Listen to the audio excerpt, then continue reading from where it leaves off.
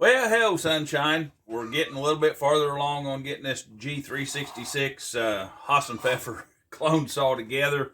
We're just going to continue on.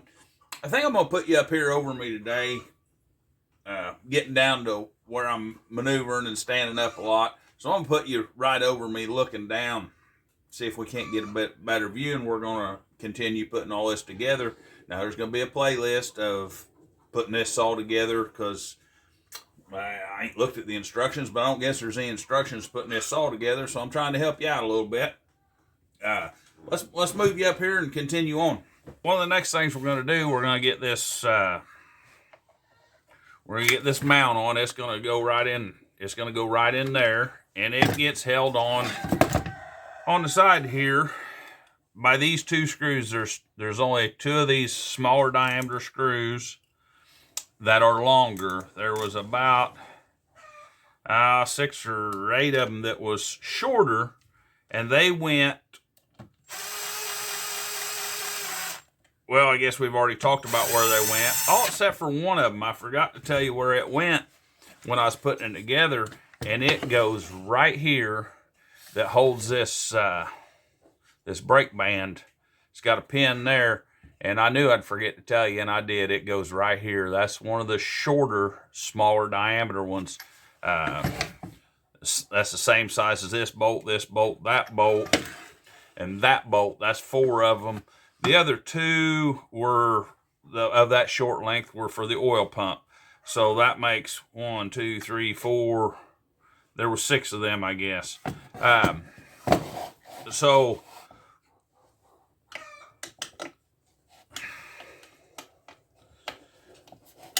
So we'll get this mounted on there. We'll start getting some of these rubber bits out of the way. There's a goofy little looking thing right here. Now this goofy little piece of rubber right here, it's going to slide right into this groove. It's got a flat on one side. That side goes down, and then you got a little line basically cast into it. That side goes in. Cooled off last night. Maybe I should have put this together when it was 70. It's 35 today. She's a good fit, I'll give it that. Now there's another little rubber bit. Looks kind of trapezoidy shape, out of square. Now that's going to fit in this little groove. This little area right here. It's kind of intuitive of how it fits in there. And that's where this tank's gonna slide in. Right here. That's gonna slide into this here at some point. And we'll get out the little round rubber pick. That's gotta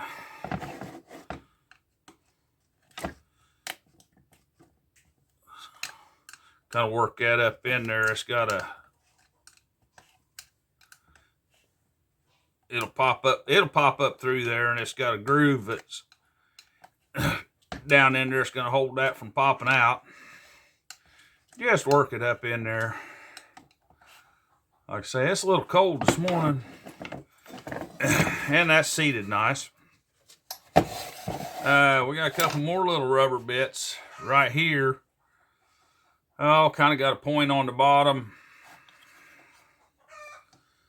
and they're going to fit right down in these 2 holes. There's one there and one there.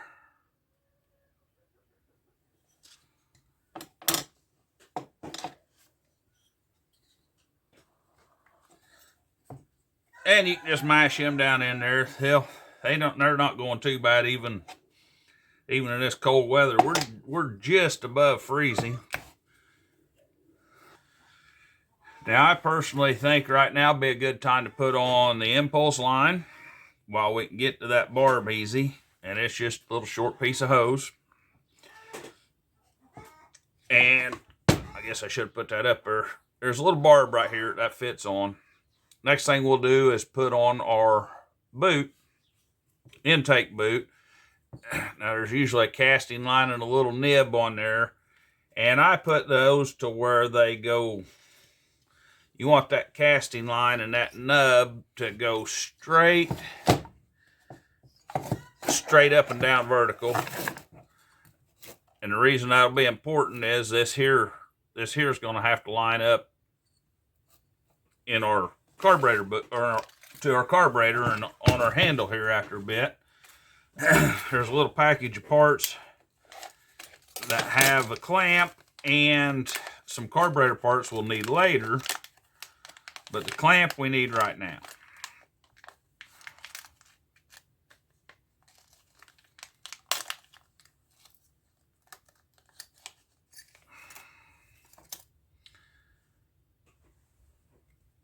And that clamp goes right over that. And I like putting that to where I can just get to it nice from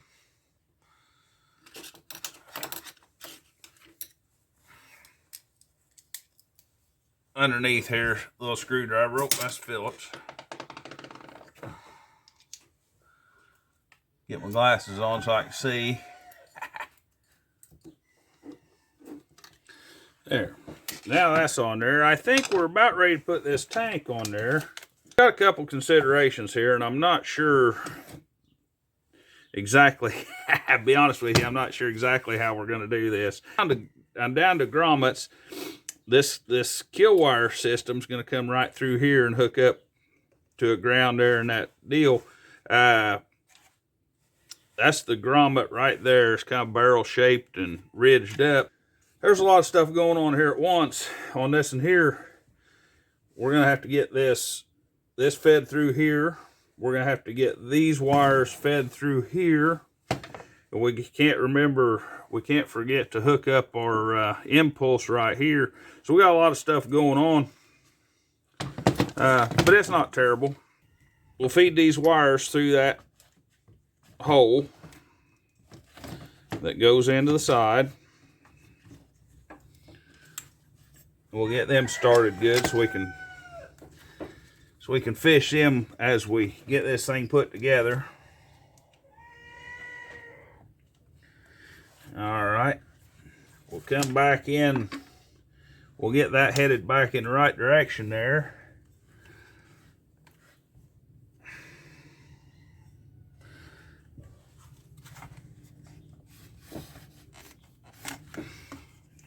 Had my wire wrapped around my impulse. What we're doing is we're going to get this here tab here started up into that, towards that rubber.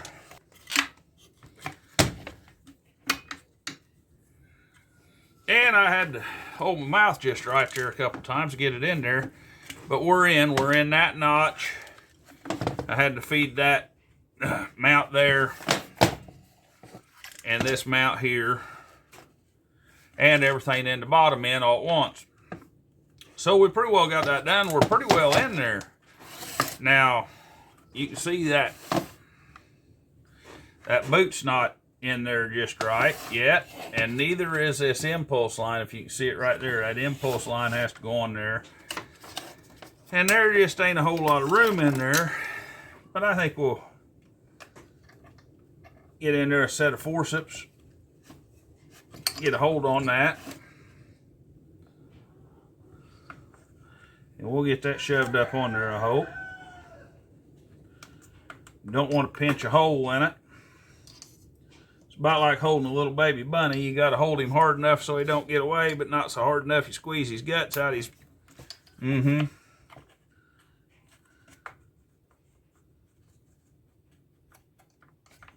probably be better if it wasn't 30-some degrees here. I'm not complaining, I'm just mentioning. There, that's up on there good. So now we'll fish this boot through there. Now what I've got a rounded pick. I use the crap out of that pick. It's just no sharp pick, but I cut it off, and I mean, that's just round. Yeah, it'll make white spots on you, but it ain't too bad. The back side of it works real good for pushing. I've never, who knows, today may be the first time, I've never tore a boot using this pick, because it's just not that sharp. But I can grab in there and pull that, start pulling that lip in, and just like that, she's in. Like I say, I've never tore up a boot trying that, but I ain't saying you couldn't. Now this fuel line, now that we've got that tucks up in. I'll try to make it so you guys can see that better than I can. There's a little piece of rubber there, and this thing, that rubber hooks up over this little piece of plastic right here on the back side, and it keeps that fuel line kind of in place. And it slides down in there. Let me get in your way here.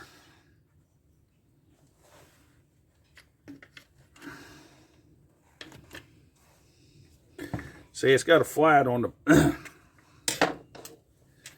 it's got a flat on the back side of this fuel line. It rests up against that. That little deal there hooks on about that. That way when you shove your carburetor on it, just shoves that, it holds that fuel line in the right spot. We've got our two little pieces here. There's little flats there. There's one little thin one that goes in there, and that's to keep that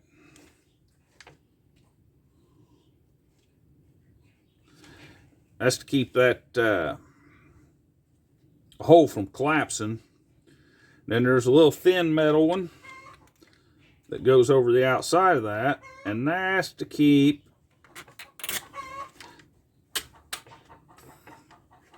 that rubber from just getting mashed out when we pull our carburetor down on there. That is not a good fit in there. I'll be 100% honest with you. That is not a good fit at all. That boot's a lot bigger than that, which may not be a bad thing, but that's not a good fit on that. Most of the time them stick in there. You put it in there, it's there to stay. Not on this one. So I'm just going to set that. I'm going to set that down in there for a little bit. I don't want to lose it off into the floor because I'm not really ready to put on the carburetor yet. Now we've got some more mounting bolts, more engine mount bolts here. And there's a bag that's got that one great big old long headed deal on there. That one. Okay, there's a piece I forgot to show you. Forgot to put in myself. There's this piece right here. It's about 1 inch long. It's thin. It's sheet metal. I didn't get that put in. That's in a different bag than the rest of this mount. That piece there will drop right down in that hind mount, and then this here piece goes in. I didn't get that showed to you properly. Now this big old goofy headed bolt, it screws inside of that fuel tank handle right through this mount right here.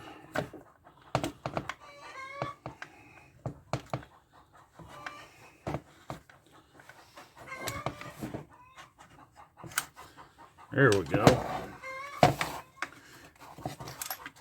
Now we got us another mount that screws into this spring mount. That's going to be, and we need a chain catcher. Chain catcher goes right there too. Let me find that right quick.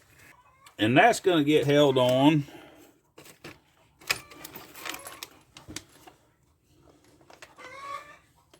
by these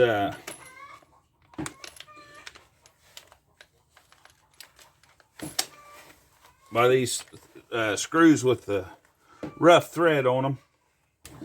That little tab goes up in a little slot right there. And this screw with the shortish shoulder on it. It's got a shoulder. There's a few screws in there. There's a couple of them that are long. That screw right there is the one that goes in there.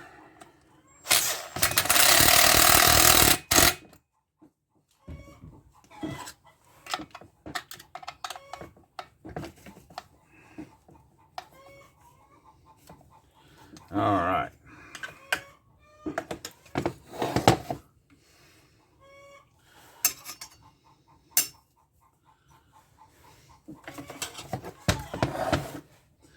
Now, before I forget, we just will put our kill wire switches on here. But before we put this on, let's put our little rubber grommet up over these wires. They're a lot harder to put on there once you got them bolted down. And yeah, I'm the kind of guy that just bolted them down and had to take it back off. I don't care if that's fitted in there, just not. And another thing, if I'm gonna mention that right quick, I can still get it on there right there where that's where this here goes from the inside. That'd have been easier to put on there, of course, when I had the fuel tank off. I just will put that in there right now and make that easier. Make that a little bit easier to fish with. We're still not bolted down tight on anything, so we still got plenty of room to get that in there, I hope.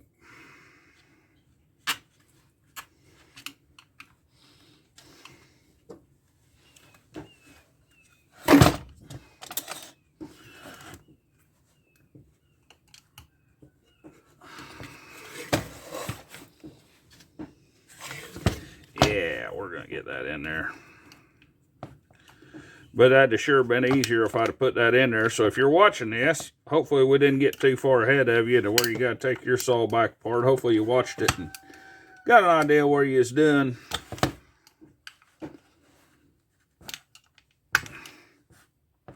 Guys, I've never even worked on one of these 361s before, so all these little doodads here, I'm having to learn right along with you. I'm showing you what to do, but you may know a better way, or somebody else may chime in down there with a better way.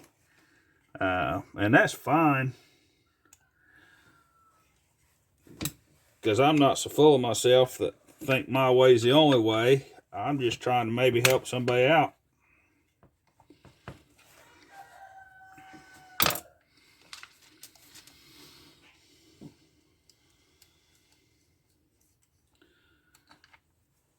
And we about got us a coil and kill wires on there. We're starting to make some progress here. Starting to think about looking like a saw, isn't it? Could get this mount right here on there right quick while we're not doing anything.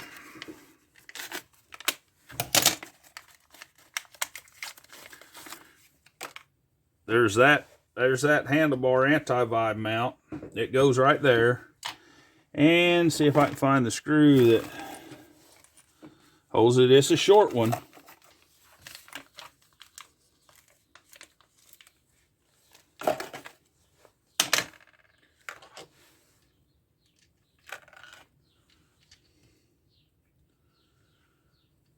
So we'll bolt this here down right quick. Now make sure you use the right size bolt on this one here too. It's kind of a medium length one. It can, if you use too long one, it can bottom out on that fin, break it. Next thing I'm going to do is fetch our carburetor out of the Hylic. I can't read it without my glasses. Next thing we're going to do is fish our carburetor out of the box here. And seeing as how we're about there, I think you guys can probably see okay. Anyhow, there's kind of two flats there. I mentioned that earlier. Those go, they're on the inside. Those go even with those studs here. Right here and right here. Just line those up. Of course, this air horn goes towards the air filter housing.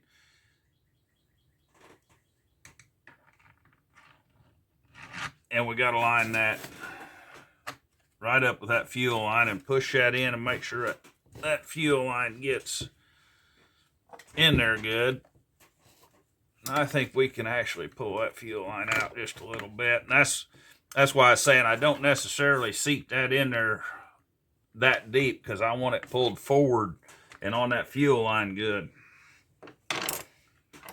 And now be as good a time as any. Oh, yep, just forgot. How come I got ahead of myself? That doodad there that guides your screwdriver, about the easiest time to put that on is when that carburetor's out past that just a little bit.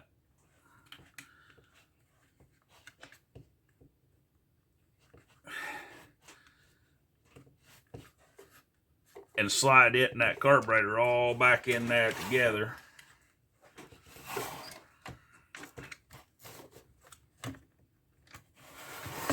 There we go, and then you'll get you a nicer, easier fit there. Like I say, make sure that fuel line's still pulled out there where we want it to be. Like, make sure that fuel line's pulled out there and up on that elbow good. And it also keeps that fuel line from kinking when it comes out the back. So it's kind of a double dual purpose. Next thing we'll do is hook up our throttle linkage. Shove that butterfly operating lever ahead, and that linkage will just shoot right up in there. Works fine, lasts a long time.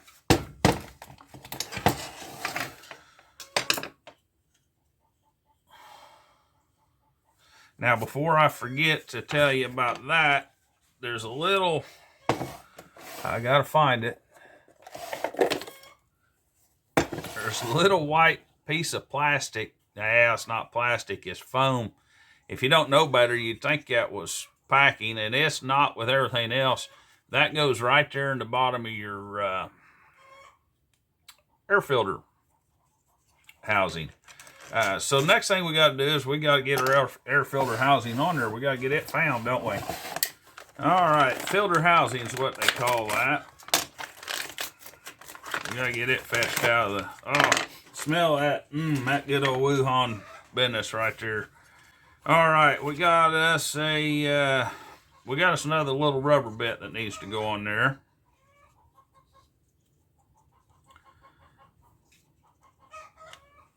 There's a little pin right there that goes over that, and that just little rubber doodad just snaps back over that, hopefully holds it down. Now this little hole here gets this O-ring on it, and sometimes them can be just a little bit cantankerous, or it rips that O-ring and basically bypasses your filter. So we don't like that. So I put a little bit of oil on it.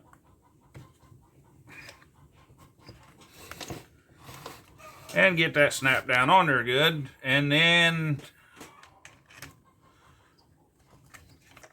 I was wondering where this one particular doodad went. I'd never seen them before.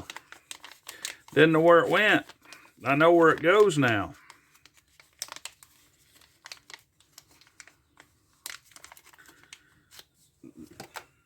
I'm assuming I know where it goes. That little deal with splines on it is going to go in this air filter housing so that we'll have something to tighten down on. I'm going to put that over here on the bench beside me, and it's got a hole in it. That'll give me a nice place to pack that down in there.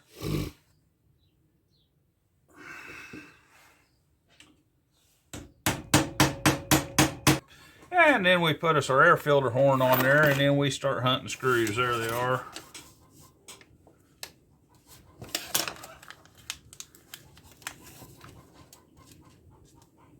Then we start hunting tools, because we're getting everything just scattered around like nobody's business.